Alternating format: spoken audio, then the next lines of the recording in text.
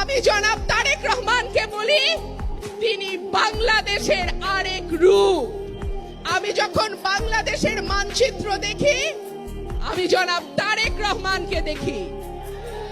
তারেক রহমান বাংলাদেশের সবচেয়ে বড় সবচেয়ে জনপ্রিয় দলের কান্ডারি। বাংলাদেশে তার কোথাও কোনো ঘর নাই। জানেন এই কথাটা? আরে আমাদের এক বক্তা তো বলে গেলেন ফরিদপুরের কে 2 ইউনিয়নের লিডারও না কর্মী 2000 কোটি টাকা তাদের বাসা খাটলে পাওয়া যায়। আমাদের লিডার, গর্ব নিয়ে বলি, অহংকার নিয়ে বলি, আমাদের লিডারের সারা বাংলাদেশে কোথাও বাড়ি নাই। আর সে কারণেই টেকনাফ থেকে তেতুলিয়া তারই বাড়ি তারই ঘর।